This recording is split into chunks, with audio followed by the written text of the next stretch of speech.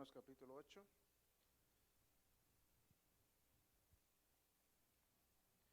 Vamos a estudiar uno de los pasajes más conocidos de la Biblia, pero antes, acompáñenme a hacer una oración, por favor. Vamos a presentar nuestras vidas delante de Dios, presentar el estudio de esta noche. Padre, te damos gracias, Señor. Gracias porque a pesar de un día muy ocupado de trabajo, Señor, nos permitiste llegar aquí a tu casa. Gracias porque tú haces posible que estemos aquí los días miércoles, Señor, a pesar de cualquier circunstancia, Señor. Tú haces posible que estemos aquí presentes, Señor. Padre, en ese momento nos disponemos a estudiar tu palabra como regularmente lo hemos venido haciendo, Señor. Padre, estamos estudiando este hermoso libro, Señor, el libro que ha transformado vidas, el libro de los libros, Señor. Padre, creemos, Señor, fielmente que tu palabra es viva y eficaz. Te pido que sea viva y eficaz en nuestros corazones, Señor. Que tus palabras, que son espíritu y en su vida, Señor, puedan producir un efecto positivo en nuestras vidas, Señor. Así como cambiaste la vida de San Agustín, de Wesley, de Lutero, Señor, mientras estudiaban tu palabra, precisamente este libro, Señor, te pido que cambies la nuestra. Que cambies nuestra manera de pensar, nuestra manera de vivir, nuestra manera de actuar, Señor. Porque creemos, Señor, que tu palabra es poderosa, Señor, y es más cortante que toda espada de doble filo. Padre, prepara nuestra mente y nuestro corazón. Toma el control de nuestras mentes y del ambiente, y que sean gratos los dichos de mi boca y la meditación de mi corazón delante de ti. En Cristo Jesús oramos. Amén. Amén. ¿Están listos? Romanos 8. Vamos a estudiar uno de los versículos más conocidos de la Biblia. Romanos 8:28 es uno de los más citados por los cristianos. Romanos 8:28 ha venido a ser el consuelo para muchos cristianos, la seguridad para muchos cristianos, el ánimo, el aliento para muchos de ellos mientras la leen, la estudian. Y vamos a tratar, con la ayuda de Dios, poder descifrar estos versículos. Miren, hay una frase que dice, un texto fuera de contexto, ¿qué dice? Trae como resultado un pretexto. Este versículo se ha citado muchas veces, pero en la mayoría de las veces se saca fuera de contexto. Todos los versículos en la Biblia tienen una palabra clave que le da sentido al texto. Y cuando vamos a leer un versículo, tenemos que leer lo que está antes de ese versículo y lo que está después de ese versículo, para que vaya una unidad en lo que se va a estar leyendo. Este versículo de Romanos 8:28, hermanos, va íntimamente relacionado con los siguientes dos versículos, el versículo 29 y el 30 y el versículo 30. Y ese versículo habla acerca de la salvación del creyente, de la salvación del creyente. El apóstol Pablo se introduce de esta manera, y sabemos, ¿qué dice? Que los que aman a Dios, y sabemos que a los que aman a Dios, nosotros amamos a Dios, ¿verdad? Le amamos. ¿Cuál es el primer y gran mandamiento en la Biblia? Con todo tu corazón, con toda tu mente y con todas tus fuerzas. Antes de Cristo, la persona, el individuo no posee esa capacidad de amar a Dios con todo su corazón, con toda su alma y con toda su mente. Tiene que haber una transformación en la persona, el individuo, tiene que haber un cambio, una regeneración, un nuevo nacimiento para que esté capacitado, dotado, para entonces amar a Dios con todo su corazón, con toda su alma y con toda su mente. La palabra de Dios nos dice que Él nos amó, nosotros le amamos a Él porque Él nos amó primero. Entonces, Él depositó su amor y su espíritu en nosotros, nos dio una nueva vida, un nuevo nacimiento, abrimos nuestros ojos y entonces de ahí en adelante ya pudimos corresponder a ese amor que Dios nos ofreció. Nosotros le dijimos sí a Dios cuando nos ofreció su amor, su perdón, su salvación. Entonces ya el cristiano está dotado, capacitado para amar a Dios. Probablemente no con ese amor que Dios pide, Dios exige. Porque el mandamiento amarás a Dios con todo tu corazón, con toda tu alma, con toda tu fuerza, es un amor muy elevado que Dios exige. Y es el amor de Dios. El amor sacrificial, el amor no interesado, el amor que todo lo puede, que todo lo soporta, etcétera. Que no se envanece, que no busca lo suyo. El amor de Dios, es el amor de Dios. Entonces nosotros amamos a Dios, o los cristianos aman a Dios. Pues esos cristianos que aman a Dios, no sé cuál es el nivel de amor que usted le tiene a Dios. No lo sabemos, no podemos medir ese amor, pero usted sabe qué tanto ama a Dios, cuál es su nivel de amor de usted hacia Dios. Pues a esos cristianos, ¿qué dice la siguiente expresión? Le tiene buena noticia el apóstol Pablo. Todas las cosas que dicen les ayudan a bien. Todas las cosas les ayudan a bien. ¿Verdad que el texto no dice las buenas cosas les ayudan a bien? El texto no dice algunas cosas les ayudan para bien. ¿Qué dice el texto? Todas las cosas les ayudan a bien. Otra traducción dice obran para bien. Obran para bien. Pero ¿eso quiere decir que también las cosas malas ayudan para bien? Porque a veces cuando nos pasan cosas malas, pareciera que esas cosas malas no obran para bien. Pues este texto dice que todas las cosas, hermana Verde, todas las cosas. Ahora, nosotros podemos hacer referencia al Antiguo Testamento. El Antiguo Testamento fue escrito, o esas historias están ahí para nosotros voltear a ellas y ver que sí se puede. Que lo que Dios dijo en el Nuevo Testamento o ha prometido en el Nuevo Testamento, Él lo ha cumplido ya en el Antiguo Testamento. ¿Se acuerdan de José el soñador? Él tenía un propósito, Dios tenía un propósito con él, un propósito específico. Pero durante su vida, después de sus 17 años, le pasaron algunas cosas que pareciera que fueran, bueno, de hecho fueran cosas malas, ¿verdad? Pero dentro de ese propósito, dentro de esas cosas malas que le pasaron a José, usted conoce la historia de José, ¿verdad? Dentro de esas cosas malas que le sucedieron a José, esas circunstancias, esas situaciones, estaban dentro del propósito de Dios. Dentro del propósito de Dios.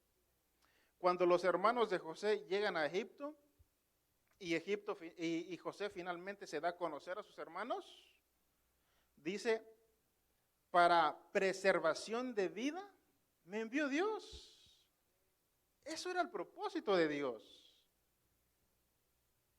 Dios tuvo que enviar a José porque él tenía un propósito para él, para sus hermanos, su padre y todo el pueblo judío.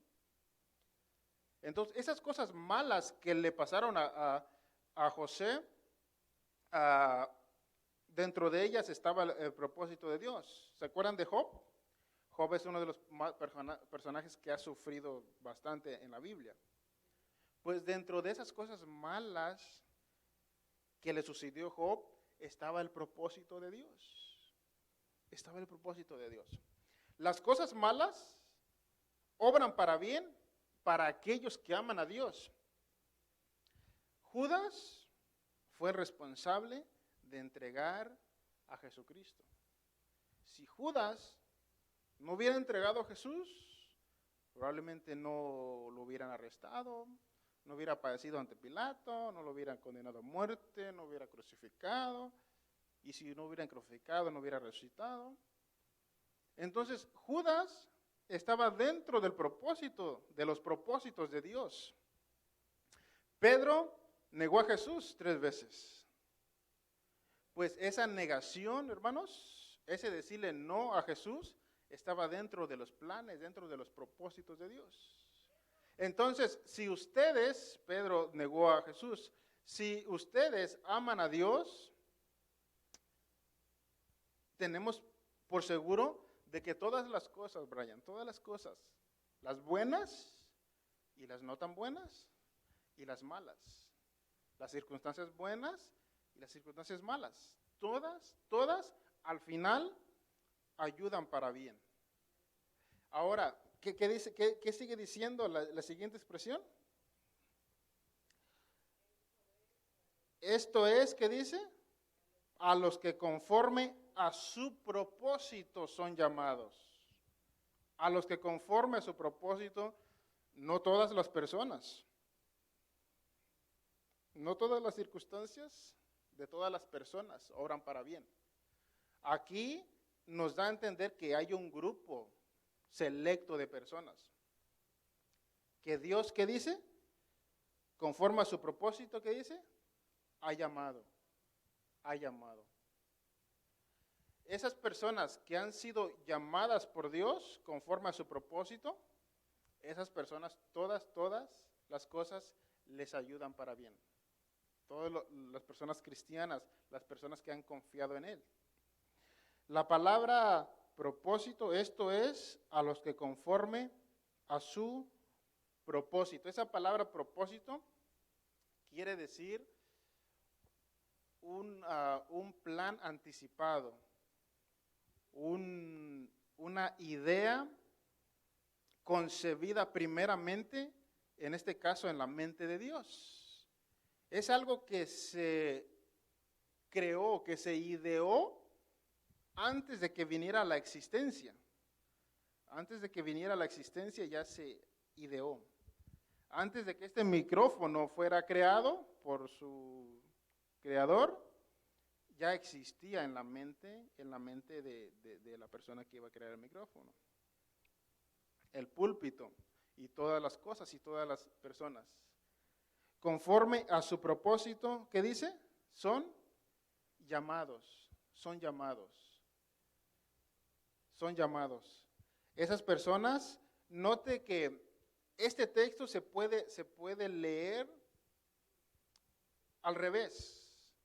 O lo que está al final pudiera leerse al principio y lo que está al principio dejarlo al final.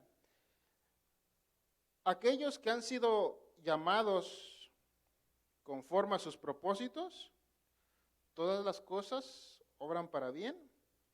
Aquellos que aman a Dios. De hecho, este texto pareciera ser que está al revés. Pero note la secuencia. Entonces, hay un grupo de personas selectas que están dentro del propósito de Dios porque han sido llamados por Dios. Esas personas que han sido llamados por Dios, todas las cosas buenas, las cosas no tan buenas y las cosas malas, obran para bien, para el bienestar de esa persona que ha sido llamada por Dios. ¿Qué dice la siguiente expresión? Porque a los que antes conoció, también los predestinó que fuesen hechos conforme a la imagen de su Hijo, para que Él sea el primogénito entre muchos hermanos. Aquí ya nos encontramos con una de las palabras o de las doctrinas o de las enseñanzas, hermanos, más profundas de la Biblia. Usted nota ahí la palabra conocer y la palabra predestinar. Pues esa palabra predestinar o esa doctrina es una de las más profundas que encontramos en la palabra de Dios. Por más de 500 años, los líderes cristianos han tenido desacuerdos, han tenido diferentes puntos de vista sobre la doctrina de la predestinación, sobre la doctrina de la elección de Dios. Porque cuando estudiamos esta doctrina, estas palabras tan profundas, surgen muchas interrogantes, surgen muchas preguntas. Y los cristianos han optado por dos sistemas de pensamiento, dos posiciones, dos opiniones distintas por lo largo de 500 años. Si usted tiene dónde anotar, ahí en su libreta, o si puede memorizarse, lo que yo le voy a decir ahorita, eso es muy importante que ustedes sepan. Hay una corriente doctrinal o hay un sector del cristianismo llamado el calvinismo. Anótelo, calvinismo.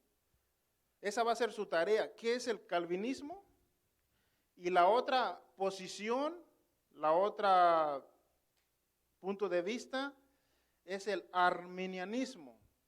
¿Qué es el arminianismo y qué es el calvinismo? Miren, mis estimados hermanos, yo les voy a decir algo. En los institutos no se enseña mucho de esto. En un instituto pentecostal nos van a enseñar la doctrina y la teología pentecostal. Esto es lo que creemos nosotros. En un instituto presbiteriano, en un instituto bautista, se enseña su doctrina y su teología. Pero la mayoría de los institutos no enseñan lo opuesto. Ellos enseñan su doctrina, su teología como la única existente y esa es la verdad.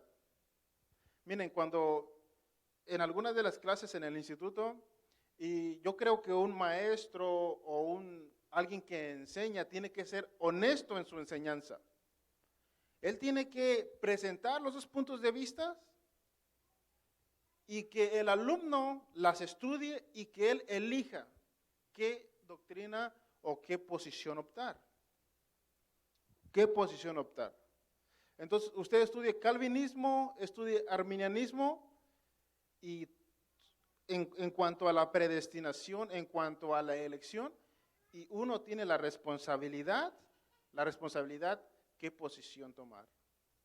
Al final yo les digo, mira, estos son los dos caminos, son las dos posiciones, y esta es lo que creemos nosotros, esto creemos nosotros. Y ya el estudiante tiene la obligación de estudiar y decir, esto se parece o tiene más argumento, más peso bíblico, y por este lado me voy a ir. Entonces, arminianismo y calvinismo.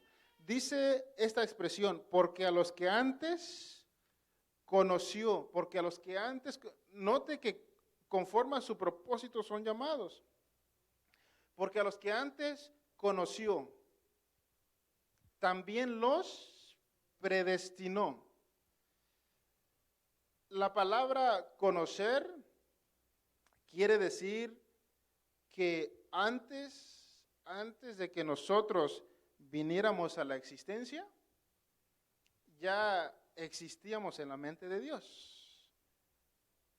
Ya Dios se había formado una idea en su mente. Antes de nosotros nacer, venir a la existencia y vivir nuestros años, ya Dios nos había conocido. ¿Y cómo es eso si todavía no existíamos? ¿Cómo Dios nos había conocido si todavía no habíamos nacido? Entonces, pero Dios, que es más sabio y más inteligente que todos nosotros, pues Dios, su sabiduría, su conocimiento es infinito, no tiene límites. El ser humano, de su 100% de capacidad, de inteligencia, solamente ha podido usar el 10% del 100% de su capacidad. Y solamente usando el 10% de su capacidad, miren lo que ha hecho el ser humano. Grandes rascacielos de 50, 60, 70 pisos de altura. Naves extremadamente grandes sostenidas en el aire. Aparatos sumamente inteligentes que con solamente una llamada puedes comunicarse con la otra persona al otro lado del mundo. El ser humano o Adán tenía un conocimiento extraordinario y el 100% de su conocimiento él podía usarlo. Después de la caída eso se degradó. Entonces, si el ser humano tiene esa capacidad enorme para crear cosas, para ser grande, imagínense el conocimiento de Dios, la sabiduría de Dios, el consejo de Dios. Entonces nosotros, antes de crearnos, Dios ya nos conocía. Dios ya había formado una idea en su mente de nosotros.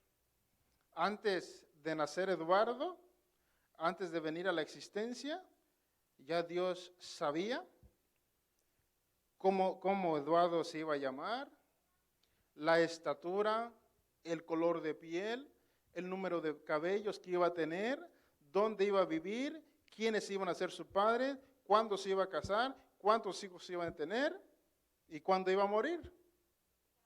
Ya Dios sabía exactamente quién iba a ser Eduardo. De hecho, Dios conoce mejor a Eduardo que lo que se conoce él mismo. Entonces, cuando un arquitecto o un ingeniero va a construir un rascacielos, ya el edificio ya ha sido creado en la mente del arquitecto. Antes de levantarse ya está en la mente del ingeniero o del arquitecto. Él ya sabe, ya vio, ya conoció cuántos pisos va a tener el edificio.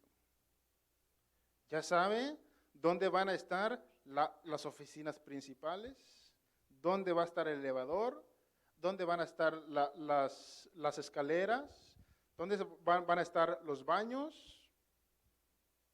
Ya está creado, ya está conocido en la mente del arquitecto.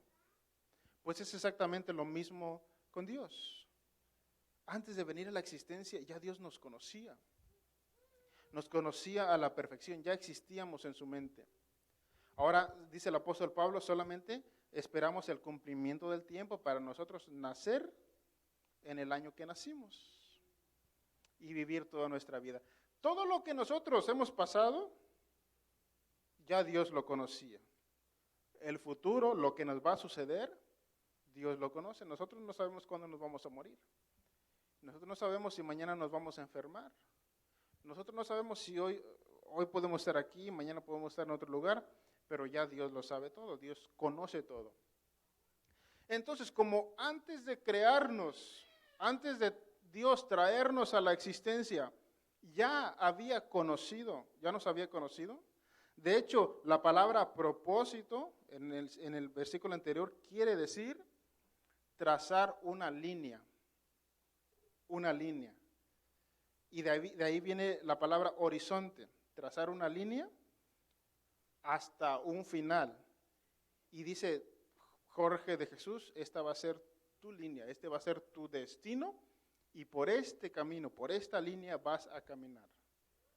Entonces ya Dios ya tiene todo planeado. A Dios no le agarra por sorpresa lo que nosotros hagamos o dejamos de hacer. Ya Dios, dice el Chapulín Colorado, ya tiene todo fríamente calculado. Y nada se le sale de las manos. Ya Dios tiene todo bajo control.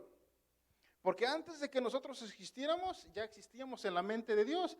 Ya Dios nos había conocido y sabe todo lo que va a pasar en nuestras vidas. Entonces, ¿por qué no confiar en Dios? ¿Por qué no depositar nuestra confianza en Dios? Entonces, ¿por qué nos atribulamos? ¿Por qué nos desesperamos? ¿Por qué nos estresamos? Si ya Dios tiene todo bajo control. Mire, mi hermano, esto es algo que a mí me ha ayudado bastante. Obviamente somos seres humanos, nos preocupamos, nos atribulamos, nos desesperamos. Pero yo he creído en Dios y yo sé que Él tiene todo bajo control. Y yo voy a mi cama a dormirme tranquilo y yo le digo a Dios, Señor, ¿puedo descansar en ti? ¿Puedo obtener en paz? Porque tú tienes todo bajo control. Y nada se le sale de las manos. Entonces, como Dios ya nos conoció antes de crearnos, ya nos conoció, ya sabe cuándo vamos a vivir, cuántos días vamos a vivir, dónde vamos a vivir, cómo va a ser nuestro carácter, en qué iglesia vamos a asistir, cuándo nos vamos a convertir, dónde vamos a servir, si aquí o en otro lugar. Entonces, como Dios ya sabe todo eso, entonces, bajo ese previo conocimiento de Dios, ¿qué dice la siguiente expresión? Y a los que antes conoció, también, ¿qué dice? Los predestinó. Entonces, primero Dios nos conoce, es el conocimiento previo. Dice el apóstol Pedro, creados según la presencia de Dios, el conocimiento previo. Entonces, Emanuel, como Dios ya sabía, ya nos conocía, bajo ese conocimiento previo de Dios, ahora Dios no nos conoció parcialmente, sino Dios nos conoció totalmente, cuál sería nuestro destino, cuál sería nuestro propósito. Y bajo ese conocimiento previo, entonces nos predestinó. Trazó una línea, fijó un plan estrictamente planificado en su preconocimiento. Entonces después ya nos predestina. Ahora, aquí es donde ya está el problema de la doctrina, porque hay algunos creen que Dios predestina a algunos para salvación y otros para perdición. Y aquí es donde los arminianos no pueden concebir esa idea de que Dios predestina a algunos solamente para salvación y predestina a otros para perdición. ¿Qué Dios tan malvado es? Porque los predestinó para salvación.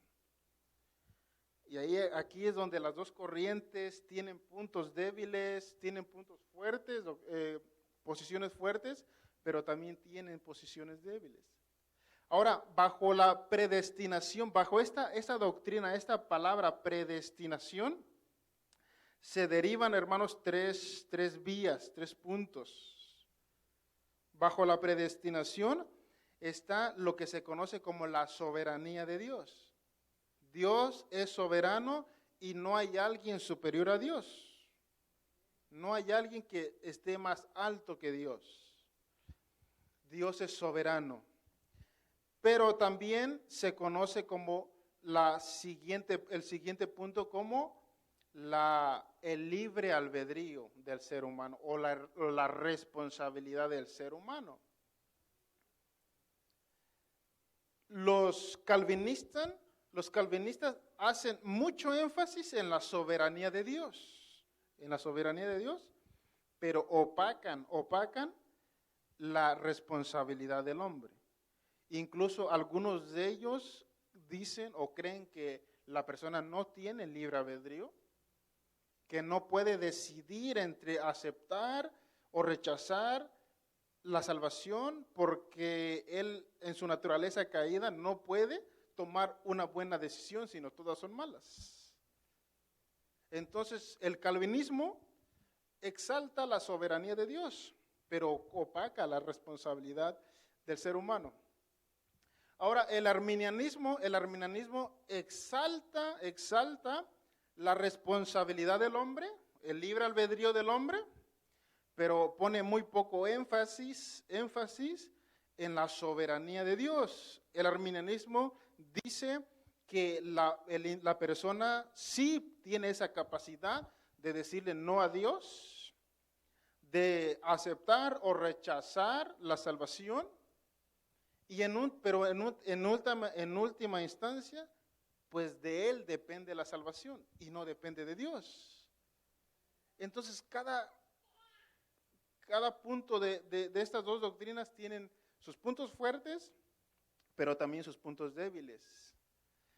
Y la tercera posición que encontramos en esta es la elección divina. La elección divina. Dios divinamente elige a individuos, a personas para salvación. Entonces, calvinismo y arminianismo, y no se han puesto de acuerdo en estos 500 años, porque tienen posiciones diferentes. Ahora, surgió otra nueva corriente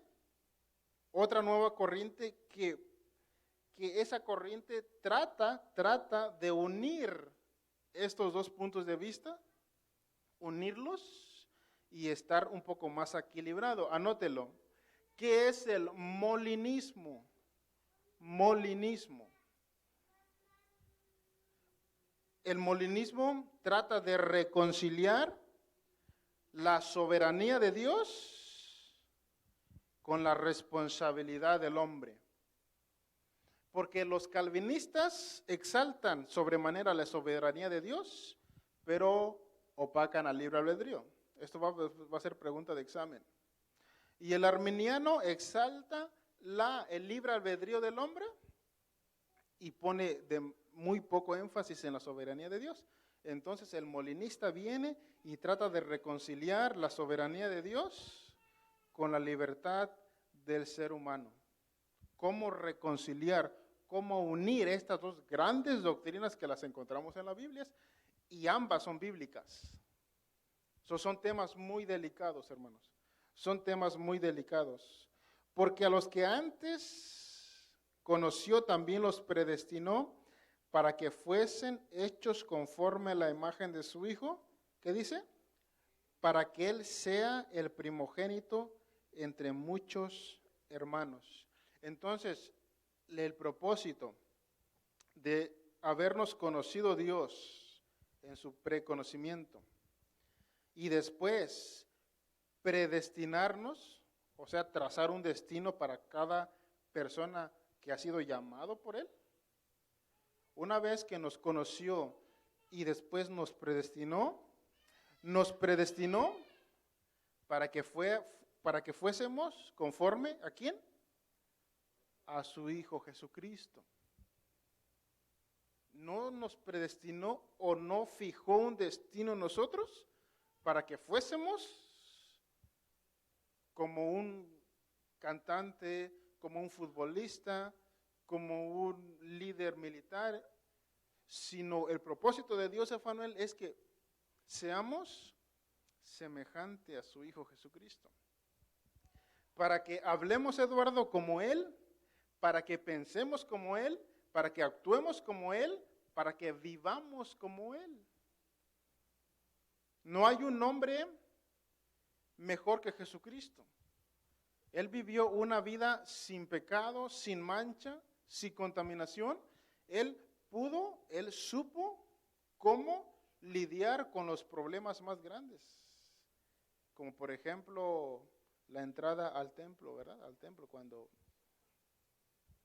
se molestó, cuando los mercaderes vendían cosas dentro de su templo. ¿Cómo reaccionar en esas circunstancias tan difíciles sin pecar? ¿Cómo poner orden donde hay un desorden sin cometer un pecado? ¿Se dan cuenta? ¿Cómo enseñar? ¿Cómo vivir la vida, las bienaventuranzas? Es el código de conducta. Cómo el ser humano tiene que vivir como las bienaventuranzas.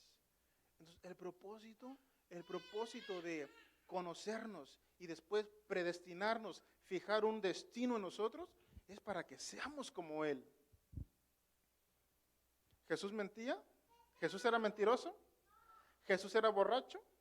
¿Jesús era mujeriego? ¿Jesús era peleonero? ¿Jesús iba a los bailes?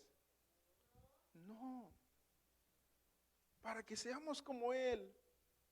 ¿Y cómo es Él? Sin mancha y sin contaminación, santo en toda su manera de vivir.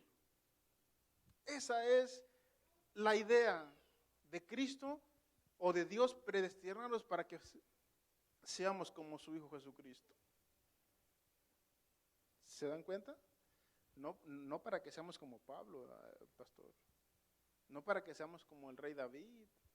Todos nosotros tenemos nuestros héroes en la Biblia. No como seamos como Daniel, como Juan el Bautista, para que seamos como ¿quién? Como Jesucristo, como su Hijo. Imagínense. ¿Qué dice la siguiente expresión? Y a los que predestinó, ¿qué dice? A estos también llamó. Miren la secuencia, mi estimado hermano. Primero, da por sentado el apóstol Pablo que todas las cosas obran para bien. Aquellos que aman a Dios y aquellos que han sido llamados con un propósito. Un grupo selecto de personas o de creyentes, no todo el mundo. Bueno, pues a ese grupo selecto de personas, Dios los conoció y de acuerdo a ese conocimiento previo, Dios los predestinó, trazó una línea, un destino, y después de trazar una línea, un destino, entonces Dios los llama. Eduardo, dice Dios, Eduardo, tú fuiste el elegido. Nancy, tú fuiste la elegida. Berta, eres elegida. Emanuel, eres el elegido. Ustedes, hermanas, son las elegidas. Algunos dicen, ¿por qué Dios no eligió a todo el mundo? Dios es injusto. ¿Por qué elige solamente a algunas personas y a otras no? En realidad Dios no es injusto, porque nadie merecía ser elegido. Todos, por cuanto todos pecamos y estamos destituidos de la gloria de Dios. Nadie de nosotros merecía ser llamado por Dios. Fuimos elegidos según su gracia y su misericordia. Entonces, algunos culpan a Dios de injusto. ¿Por qué solamente elige Dios a algunos y otros no? Si Dios hubiera sido justo, pues entonces a nadie lo hubiera elegido.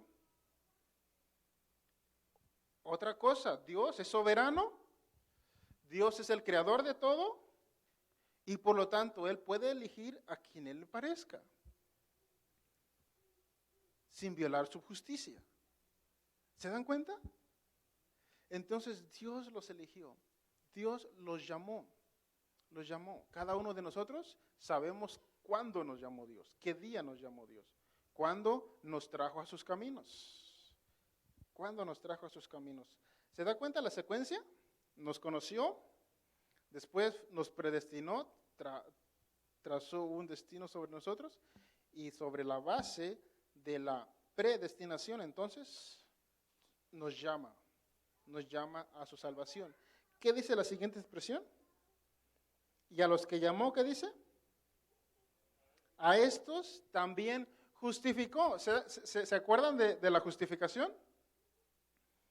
Cuando la persona viene a Cristo, cuando se arrepiente de sus pecados, le entrega su vida a Cristo, o confiesa a Jesús como su Salvador, confía en Él, eso es el proceso de la justificación. ¿Se acuerdan lo que hicimos aquí?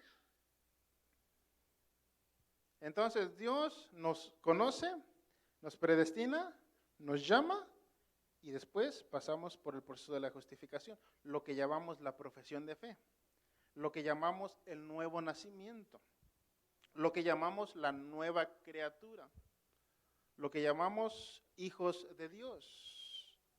A los suyos vino y a los suyos no le recibieron, mas a los que le recibieron, ¿qué dice?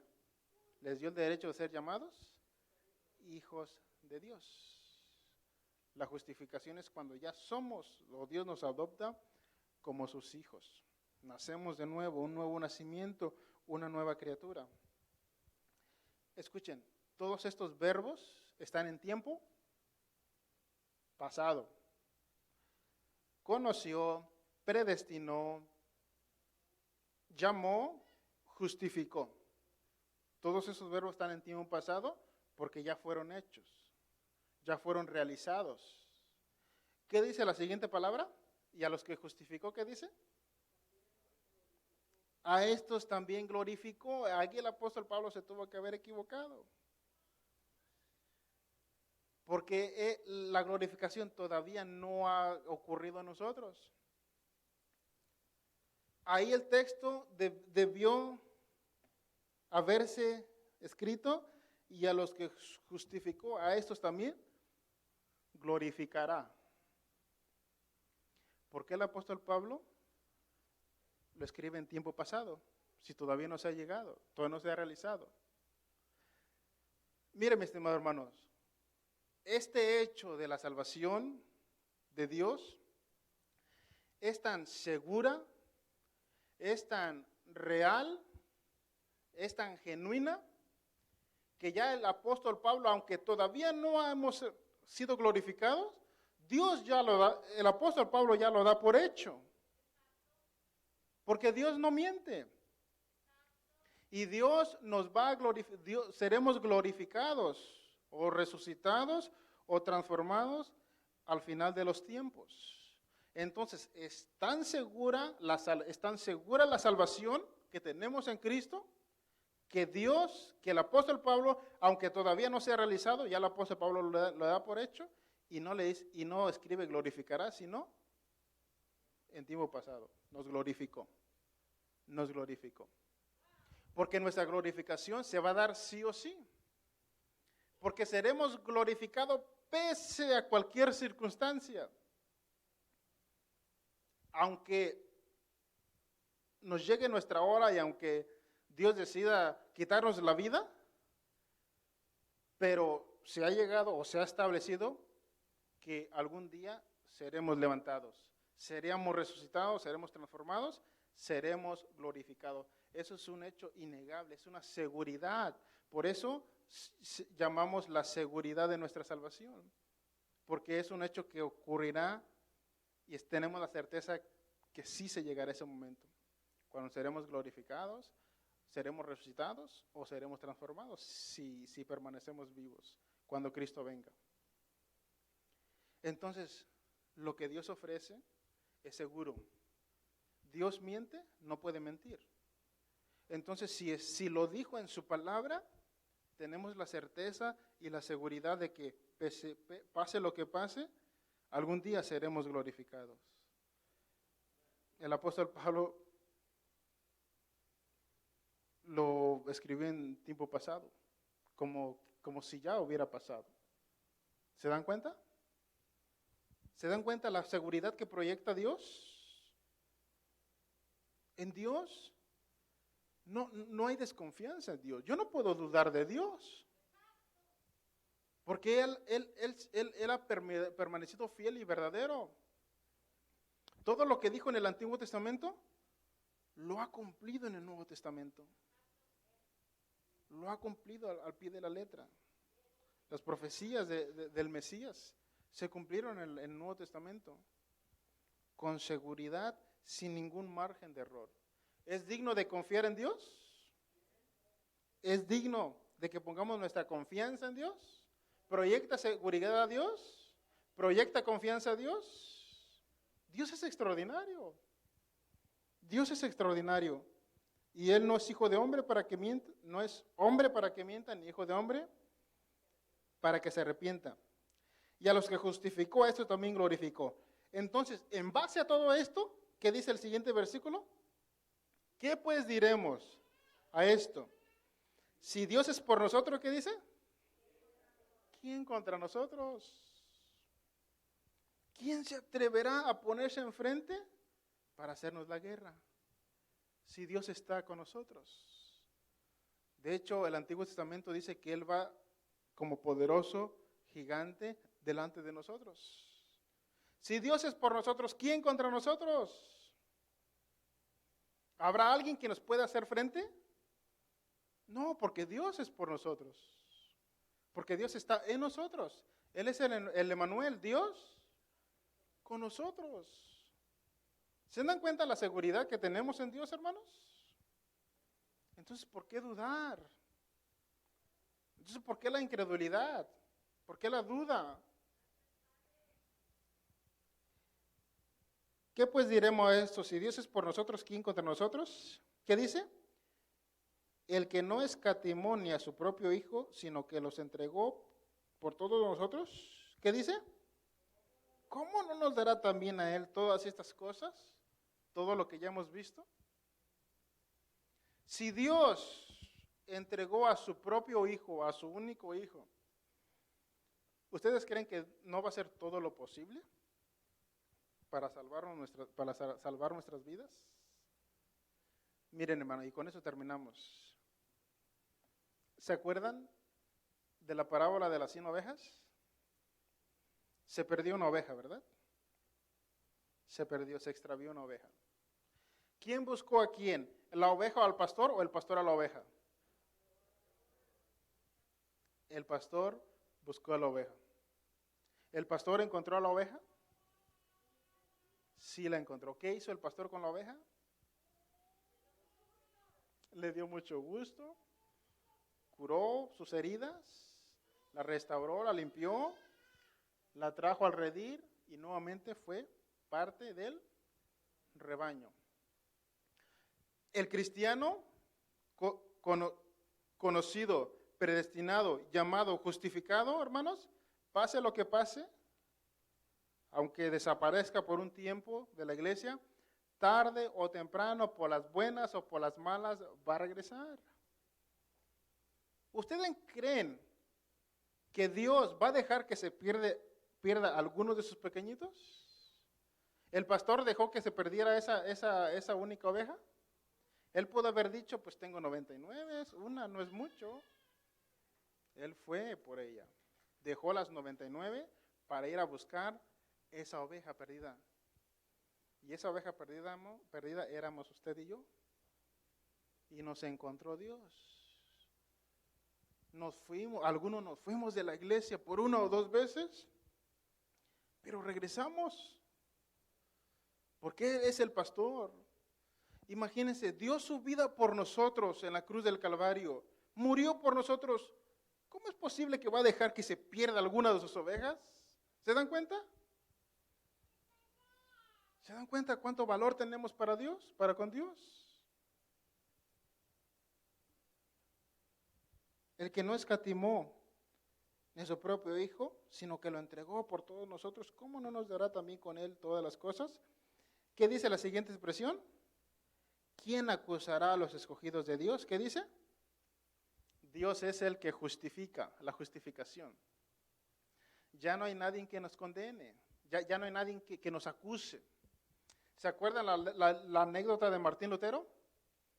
Cuando él vivía culpable por sus pecados, porque quería agradar a Dios, porque le fallaba a Dios, y todos los días, Señor, otra vez te fallé, otra vez cometí pecado, y se sentía culpable. Y cierta ocasión vino Satanás a acusarle, y sacó un pergamino largo, lleno de acusaciones. Y Satanás le dijo a Martín Lutero, cierto día tú miraste donde no tenías que mirar. Y Martín Lutero dijo, sí, yo lo hice.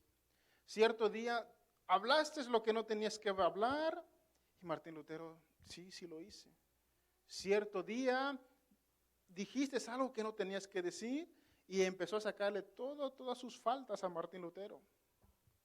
Entonces Satanás terminó de acusar a Martín Lutero. Y Martín Lutero no tuvo nada que decir, pues sí era culpable, sí había hecho. Entonces Satanás dice, ya terminé, ya me voy, eres culpable, ya Dios no te va a querer, Dios te va a echar de su presencia. Y antes de irse y antes de cerrar el pergamino, dice Martín Lutero, ¿ya terminaste? Dice Satanás, ya terminé, ya me voy, eres culpable. Entonces dice Martín Lutero, no has terminado todavía. Escribe al final del pergamino que la sangre de Cristo me limpia de todos esos pecados que yo cometí. La sangre de Cristo me limpia de algunos pecados, de la mayoría de los pecados. ¿Qué dice? De todos nuestros pecados. La sangre de Cristo es suficiente. Es suficiente para perdonar cualquier pecado. Traición, infidelidad, adulterio, fornicación, robo, idolatría, cualquier pecado que hayamos cometido, la sangre de Cristo nos limpia de todo pecado. Y si Cristo ya nos justificó, ya nos declaró inocentes delante de Él, ¿quién se va a atrever a acusarnos? Nadie. ¿Hay alguna autoridad superior a la de Cristo? No, Él es el Rey Supremo. Póngase de pie, por favor.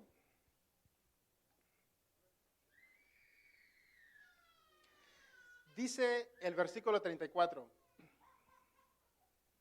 ¿Quién es el que condenará? ¿Se atreverá alguien a condenarnos y decirnos, tú hiciste esto, tú hiciste lo otro, tú hiciste lo otro? Tú mereces el infierno. Tú has pecado, le has fallado a tu esposa, le has fallado al pastor, le has fallado al líder, le has fallado a tus papás, le has fallado a tus hermanos. Eres el peor de todos. Tienes tu parte en el infierno. O te irás derechito al infierno. ¿Cómo responde el apóstol Pablo? ¿Cristo qué dice? Cristo es el que murió, más aún el que también resucitó, el que también además está sentado a la diestra de Dios, el que también intercede por nosotros. No hay una autoridad superior a la de Dios, por lo tanto, nadie puede acusarnos y mucho menos nadie puede condenarnos. Nadie puede condenarnos, porque Cristo es el que murió y pagó por nuestros pecados y por todos nuestros pecados de culpa que nos condenaban. Y el Rey Supremo, el juez justo, nos declaró legalmente inocentes delante de Él. ¿Alguien se atreverá a acusarnos? Absolutamente nadie, porque en las manos de Dios, hermanos, estamos seguros. En las manos de Dios estamos completos. Y la próxima semana vamos a ver, por si todavía usted no me cree lo que le estoy diciendo, por si todavía duda de lo que le estoy diciendo, la próxima semana vamos a ver que nadie nos podrá separar del amor de Cristo. Nadie nos podrá, la próxima semana vamos a ver. Por si usted duda del amor de Dios, por si usted duda de que probablemente se va a perder, vamos a ver la próxima semana que en Dios estamos seguros. Siempre y cuando usted sea un verdadero hijo de Dios. Señor, te damos gracias. Gracias por tu palabra, Señor. Gracias por tus verdades bíblicas. Gracias te damos, Señor. Terminamos este estudio, Señor, y ahora nos disponemos a ofrendar. Tu palabra dice que tú bendices al dador alegre, aquel que lo da con alegría. Y te pido, Señor, que tú prosperes la obra de nuestras manos y los trabajos, Señor, donde tus hijos trabajan, Señor, o están. Gracias te damos por estos momentos en el nombre de Jesús. Amén. Pueden